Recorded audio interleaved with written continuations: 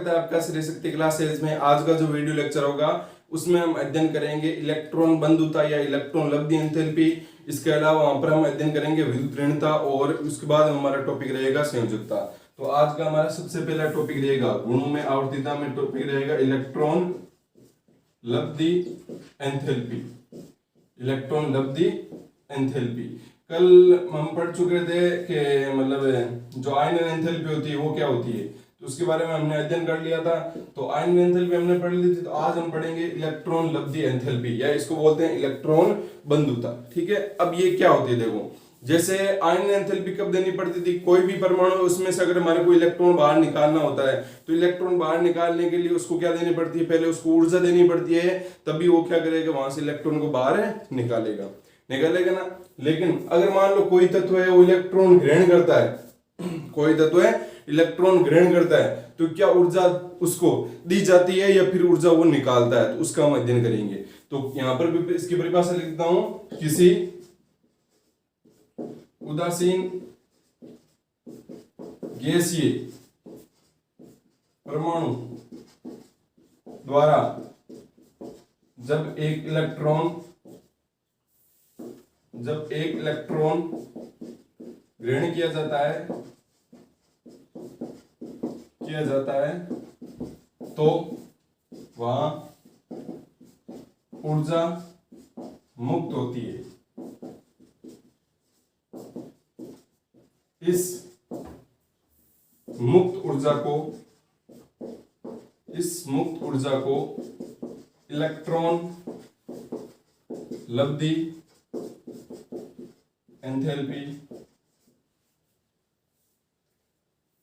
Enthalpy कहते हैं।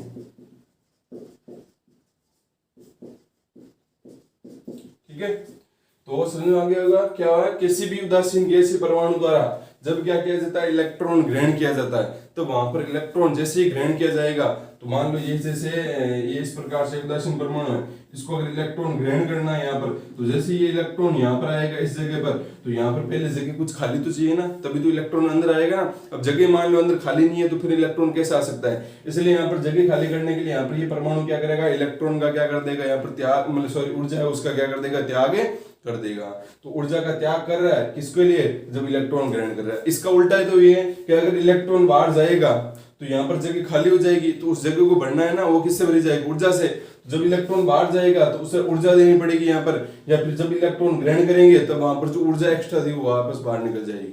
ठीक है, तो बस दोनों अपोजिट है, बस यहाँ पर परिभाषा में अंतर है आयनन एंथैल्पी और जो आपकी इलेक्ट्रॉन लब्धि एंथैल्पी उसमें क्या है। आयनन एंथैल्पी तो होगी आपकी कोई परमाणु इलेक्ट्रॉन जब क्या करता है, त्यागता है, तब वहां पर जो ऊर्जा उसको दी जाती है। और इलेक्ट्रॉन लब्धि एंथैल्पी क्या होगी, जब इलेक्ट्रॉन बंधता है, तभी तो इसको इलेक्ट्रॉन बंधुता भी कहते हैं। तो इलेक्ट्रॉन जब बनता है, ग्रहण किया जाता है, तब वहां पर कुछ मात्रा में ऊर्जा क्या होती है, आपकी मुक्त होती है, और इसी मुक्त ऊर्जा को क्या कहते हैं, इलेक्ट्रॉन लब्धि एंथैल्पी कहते हैं। तो ये आपको समझ में आ गई होगी। अब देखो, जैसे हम एक इसका उदाहरण देखते हैं। सबसे पहले देख लेते हैं उदासीन परमाणु प्लस। अब इलेक्ट्रॉन ग्रहण करेंगे, जो भी ग्रहण होगी चीजें वही साइड में होगी ना, और यहाँ पर उदासीन परमाणु कैसा होना चाहिए, गैसीय। ये हम बार बार गैसीय क्यों लेते हैं, क्योंकि जो गैसीय अवस्था में परमाणु होते हैं ना, उनमें से इलेक्ट्रॉन निकालना और ग्रहण करवाना थोड़ा सा आसान रहता है वहां पर। ठीक है, जो आपके ठोस या लिक्विड अवस्था में होते हैं उनमें इलेक्ट्रॉन है वो हम आसानी से ग्रहण या फिर निष्कासित नहीं कर सकते, इसलिए हम परमाणुओं को वो किसमें रखते हैं, गैसीय अवस्था में रखते हैं। तो ये समझ में आ गया होगा। फिर अब देखो क्या हो गया, ये आपका कि उदासीन परमाणु है, उसके साथ में इलेक्ट्रॉन ग्रहण किया, तो यहाँ पर क्या बन जाएगा, आपका ऋणायन बन जाएगा। ठीक है, तो ये ऋणायन बन गया, वो भी कौन सी अवस्था में बनेगा, गैसीय अवस्था में बनेगा, क्योंकि परमाणु लिया तो गैसीय अवस्था में, प्लस यहाँ पर कुछ मात्रा में क्या हो जाएगी, आपकी इलेक्ट्रॉन लब्धि एंथैल्पी मुक्त हो जाएगी। ठीक है, इलेक्ट्रॉन लब्धि ऊर्जा या एंथैल्पी। ठीक है, तो ये हो गई आपकी इलेक्ट्रॉन लब्धि एंथैल्पी। अब जैसे हमने वहां पर आयनन एंथैल्पी में देखा था कि आयनन एंथैल्पी में जो आपकी ऊर्जा मुक्त होती है उसको हम किससे प्रदर्शित करते हैं, प्लस से, मतलब उसको ऐड करते हैं प्लस से।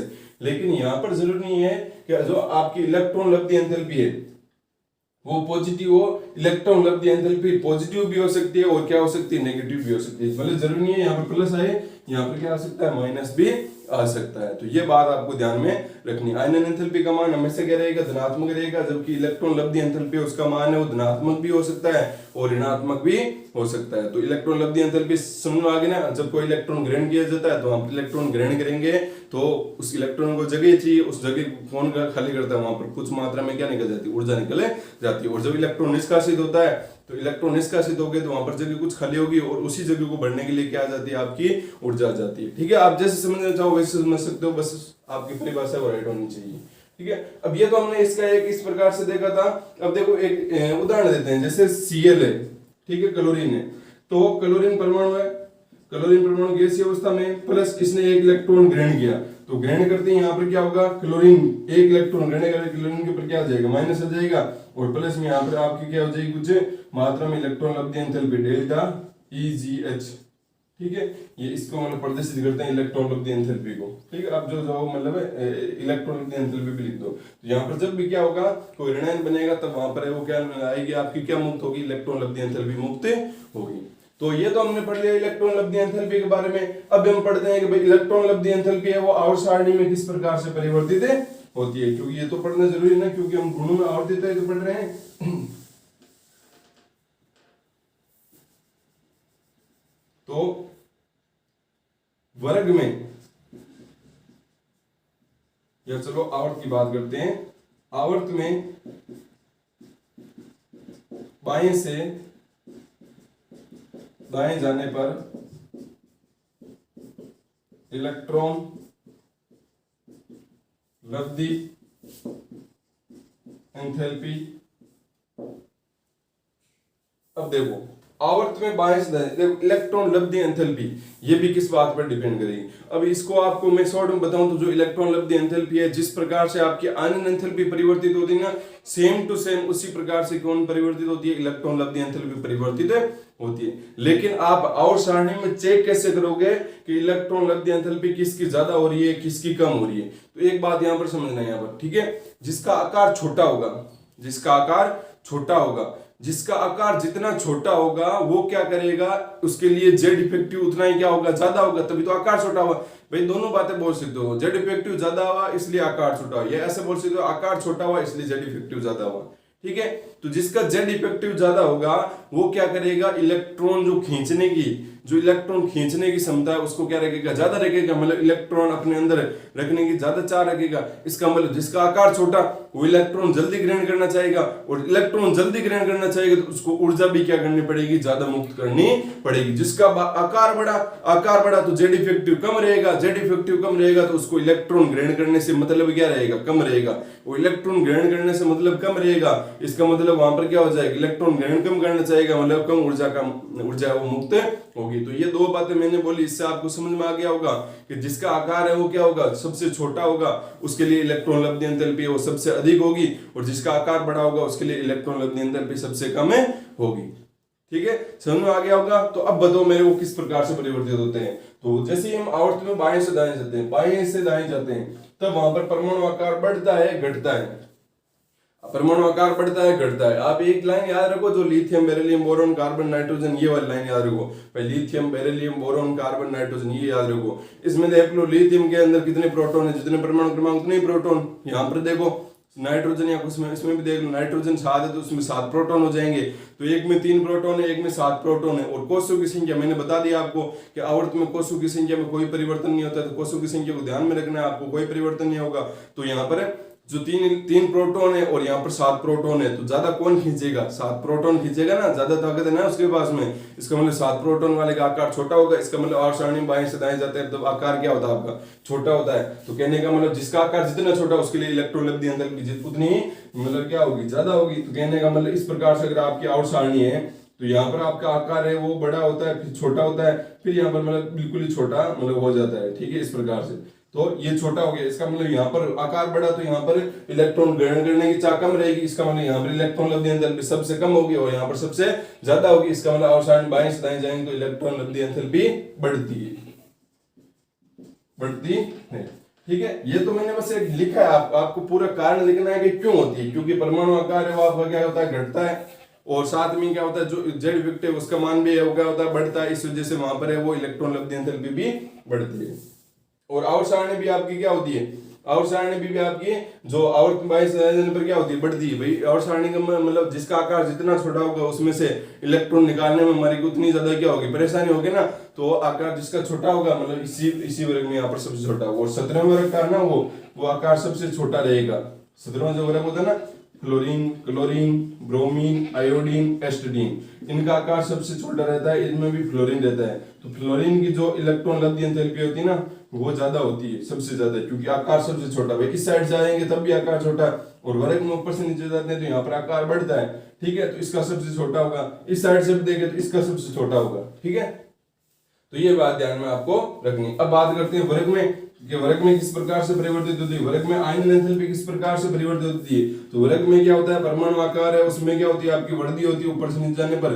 जितना परमाणु आकार होगा उतना ही ज्यादा वहां पर क्या रहेगी आपकी आकार जितना बड़ा होगा उतना ही आपको क्या होगा, वहां पर इलेक्ट्रॉन निकालने में आसानी रहेगी। इसलिए वहां पर आयन एंथैल्पी है वो उसका मान कम होता है वर्ग में ऊपर से नीचे जाने पर। तो यहाँ पर क्या होगा, देखो वर्ग में ऊपर से नीचे जाने पर इलेक्ट्रॉन बंधुता क्या होती है, घटती।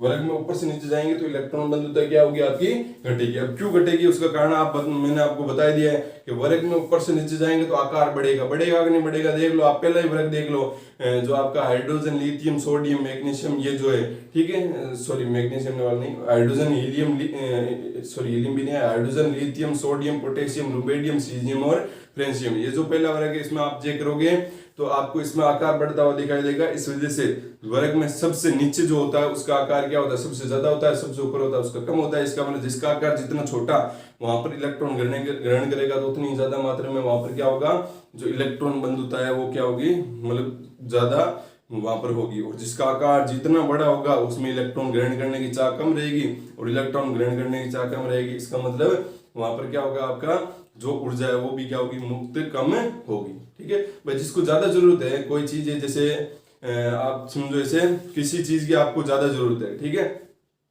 और मान लो किसी आप शॉप में गए तो वहां पर वो एक ही चीज है और उस एक चीज को मतलब लेने के लिए 3-4 व्यक्ति वो आ गए, तो वहां पर क्या होगा, तो या ऐसे मान लो जैसे नीलामी होती है तो वहां पर क्या होता है, नीलामी के अंदर क्या होता है, जो ज्यादा पैसे देता है उसी को चीज मिलती है ना, क्योंकि उसको ज्यादा जरूरत होगी।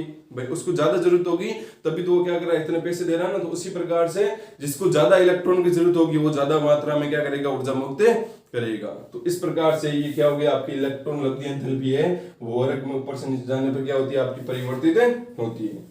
ठीक है, एक जैसे आपके जो नोटबुक है, नोटबुक के अंदर है वो मतलब लिख रखा है कि वर्ग में ऊपर से नीचे जाने पर परमाणु आकार में अनियमितता देखी जाती है। ठीक है, जैसे अगर बात करेंगे सोडियम पोटेशियम की तो वहां पर आपको कोष समान मिलेगा, दोनों में कोष क्या मिलेगा, समान मिलेगा, लेकिन फिर भी हम वहां पर क्या बोल देते हैं भाई आकार बड़ा छोटा। कहने का मतलब कुछ ऐसे मान होते हैं जिनमें परमाणु जो आकार है वो परिवर्तित, मतलब पहले बड़ा होगा, मतलब छोटा होगा, भाई मतलब क्या कहता है कि सबसे पहले छोटा होगा फिर धीरे धीरे बड़ा होता जाएगा। लेकिन कुछ कुछ कंडीशन में क्या होता है, सबसे पहले तो वाला छोटा होता है, फिर यहाँ पर कुछ मतलब थोड़ा सा बड़ा हो जाता है, फिर से छोटा हो जाता है। तो इस प्रकार से कुछ परमाणु में क्या आकार में क्या पाई जाती है, अनियमितता पाई जाती है, जो इससे मतलब जो रसायन विज्ञान है उसके कुछ अपवाद होते हैं। तो ये हो गया आपकी इलेक्ट्रॉन लब्धि एंथैल्पी। अब हम अगला टॉपिक करते हैं विद्युत ऋणता। अब हम अध्ययन करेंगे विद्युत ऋणता के बारे में।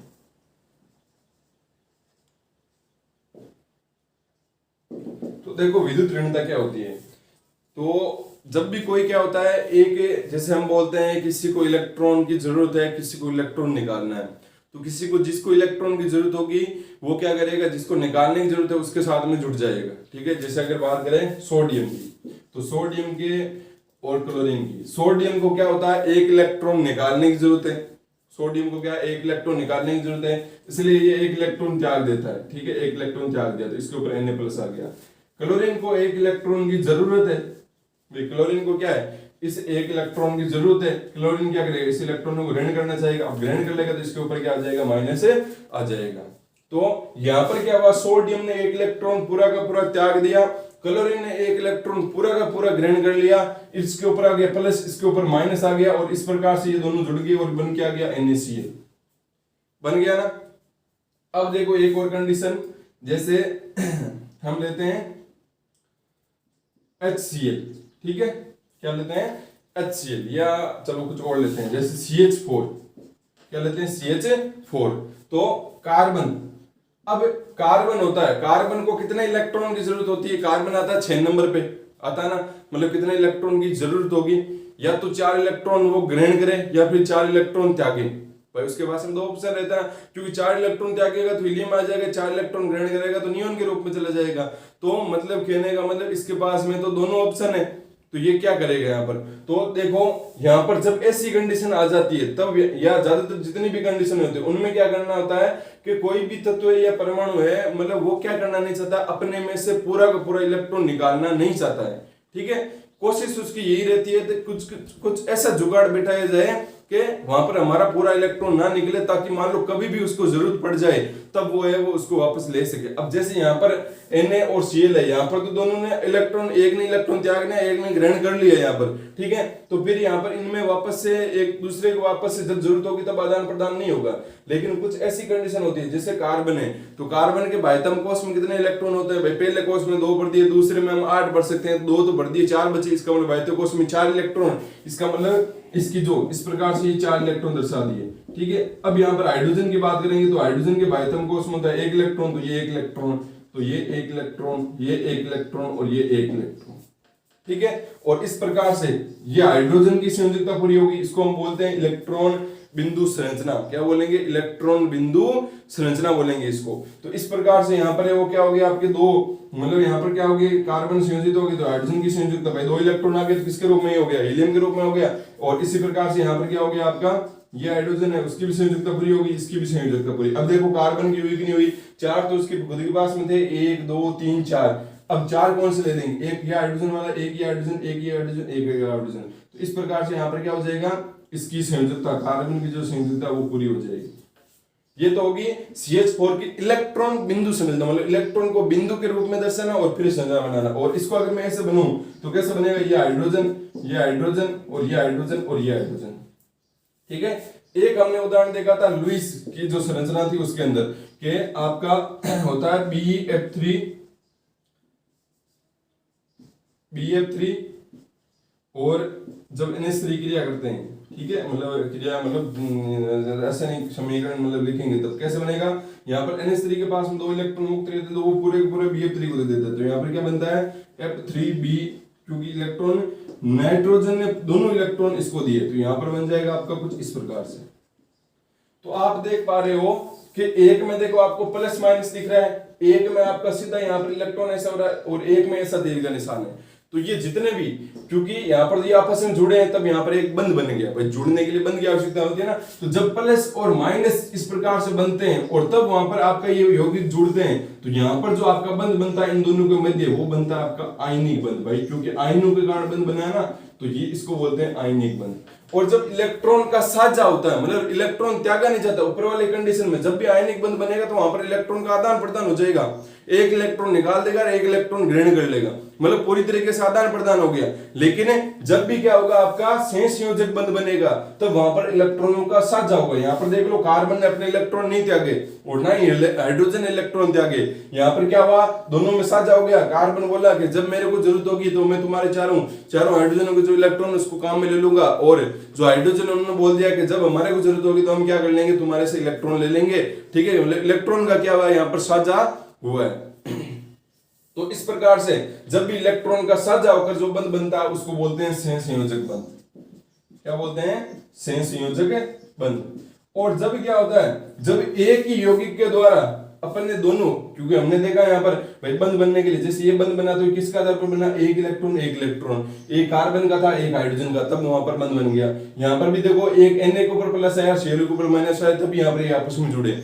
अब मान लो यहाँ पर हमने देखा था लुईस अम्ल, उसमें देखा था कि यहाँ पर BF3 के पास में क्या, इसका अष्टक पूर्ण, इसके पास में 2 इलेक्ट्रॉनों की कमी है और इसका अष्टक तो पूर्ण है, और साथ में यहाँ पर इसके पास में 2 इलेक्ट्रॉन एक्स्ट्रा पड़े, इसलिए यहाँ पर क्या होगा, अगर बंध बनाना है इन दोनों को तो यहाँ पर BF3 के पास में तो 2 इलेक्ट्रॉनों की कमी है, तो वो बंध बनाने के लिए अपना इलेक्ट्रॉन कैसे दे सकता है, इसलिए यहाँ पर क्या होता है, नाइट्रोजन क्या कर देता है, अपने दोनों इलेक्ट्रॉन किसको दे देता है, बोरॉन को दे देता है। और बोरॉन को दे दिया तो इस प्रकार से जब कोई यौगिक अपने बंध बनाने के लिए अपने दोनों यौगिक है वो किसी अन्य यौगिक को दे देता है, तो वहां पर जो बंध बनता है उसको बोलते हैं उपसहसंयोजक बंध। इसको क्या बोलेंगे, उपसहसंयोजक बंध। ठीक है। तो ये होता है आपका उपसंयोजक बंध, और तीर का निशान जिस साइड में होता है इसका मतलब उसको इलेक्ट्रॉन दिए गए हैं। तो ये आपके इस प्रकार से 3 बंध होते हैं, आयनिक बंध, संयोजक बंध, उपसंयोजक बंध। ये कैसे बनते हैं वो आपको बता दिया। संयोजक बंध 2 इलेक्ट्रॉनों का साझा होगा तब बनेगा, और उपसंयोजक बंध जब दोनों इलेक्ट्रॉन ही एक किसी अन्य यौगिक को दे दिए जाएंगे तब वहां पर उपसंयोजक बंध बनेगा। और आयनिक बंध कब बनेगा, जब इलेक्ट्रॉनों का आदान प्रदान ही हो जाएगा, मतलब इलेक्ट्रॉन एक के द्वारा त्याग दिया जाएगा और एक द्वारा ग्रहण कर लिया जाएगा, तब वहां पर कौन सा बंध बनेगा, आपका आयनिक बंध बनेगा। अब इसका विद्युत ऋणता से क्या संबंध है वो देखो।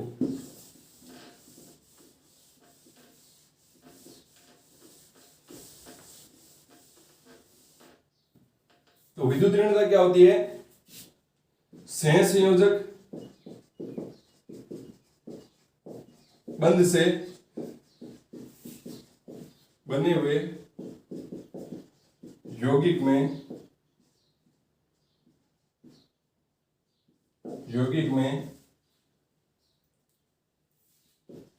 इलेक्ट्रॉन ग्रहण करने की चाह अधिक रखने वाला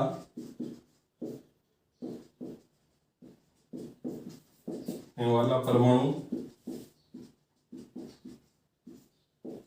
दूसरे परमाणु के इलेक्ट्रॉन को अपनी ओर आकर्षित कर लेता है, और इसको क्या बोलते हैं, विद्युत ऋणता बोलते हैं। इसको क्या बोलते हैं, विद्युत ऋणता। ये मैंने आपको समझाने के लिए कहा, अच्छे से आपकी जो मतलब बुक है उसके अंदर है वो लिख रखी है परिभाषा, ठीक है। तो क्या हुआ, कोई भी सहसंयोजक बंध से बंधा हुआ है, जैसे अगर बात करें हाइड्रोजन और क्लोरीन की, इनके मध्य सहसंयोजक बंध है, ठीक है, HCl। तो सहसंयोजक बंध से बने हुए यौगिक में इलेक्ट्रॉन ग्रहण करने की चाह अधिक रखने वाला परमाणु। अब मेरे को बताओ, इलेक्ट्रॉन की सबसे ज्यादा जरूरत किसको है, हाइड्रोजन को है या फिर क्लोरीन को है, हाइड्रोजन को या क्लोरीन को।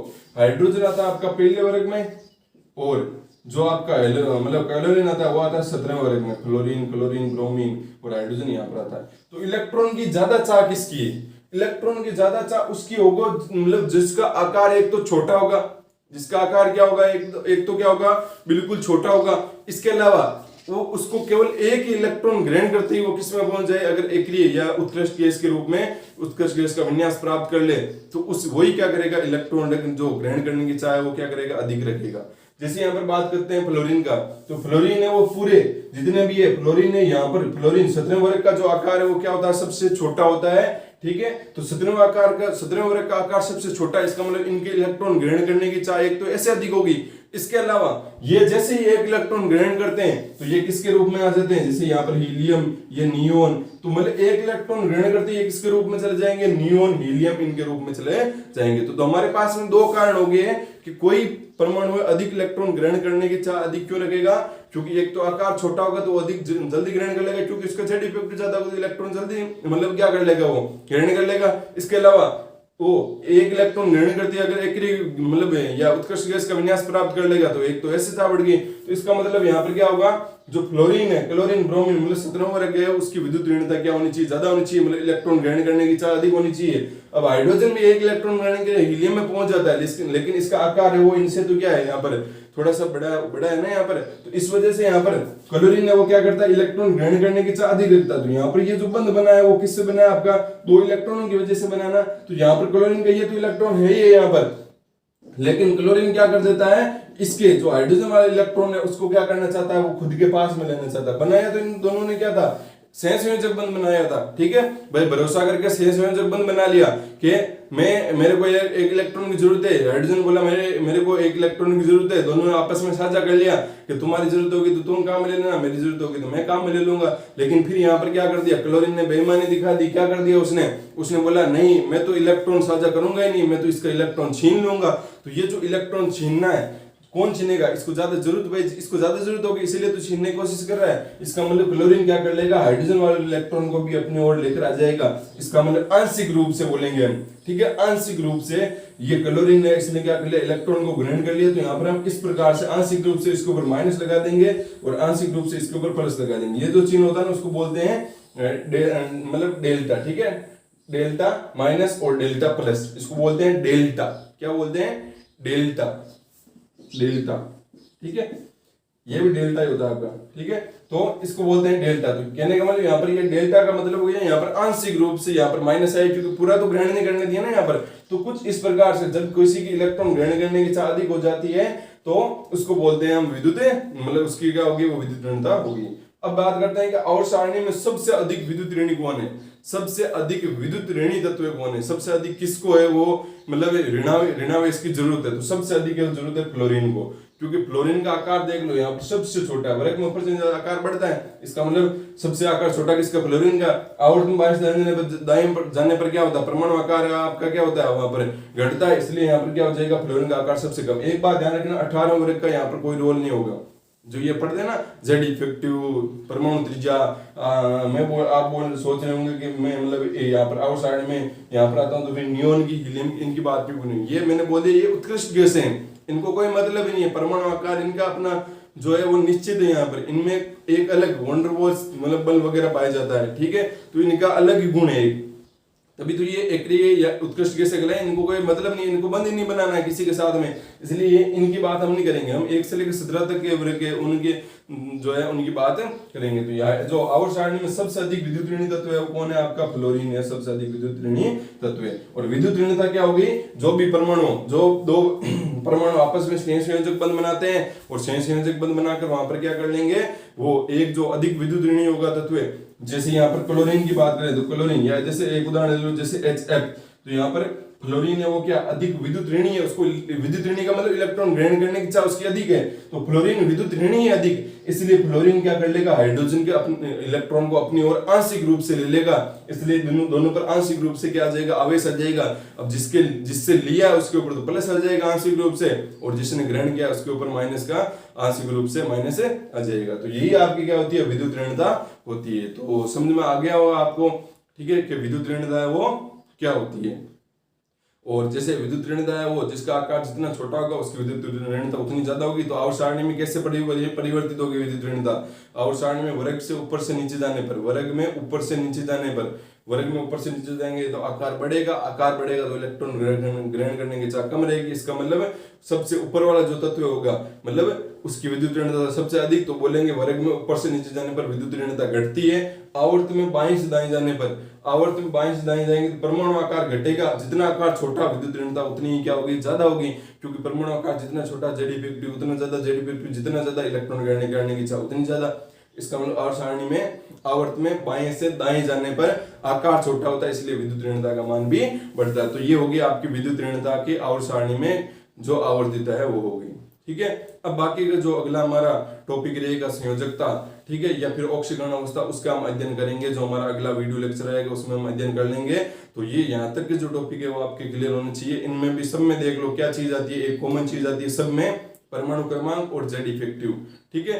तो जिसको जेड इफेक्टिव समझ में आ गया और परमाणु क्रमांक समझ में आ गया वो कहीं पर नहीं अटकेगा, कैसे कौन सी चीज चेंज होती है बस आपको पता होना चाहिए कि वो परिभाषा है। आप विद्युत ऋणता है तो आप जेड इफेक्टिव पता होगा तो क्या हो, जेड इफेक्टिव पता है हमारे को, नाभिक के द्वारा बाह्यतम में लगाया गया जो आपका बल होता है वो आपका जेड इफेक्टिव होता है। अब अगर आपको पता ही नहीं है कि विद्युत ऋणता होती क्या है तब वहां पर आप जेड इफेक्टिव से कुछ नहीं कर सकते हो, तो परिभाषा याद होनी चाहिए।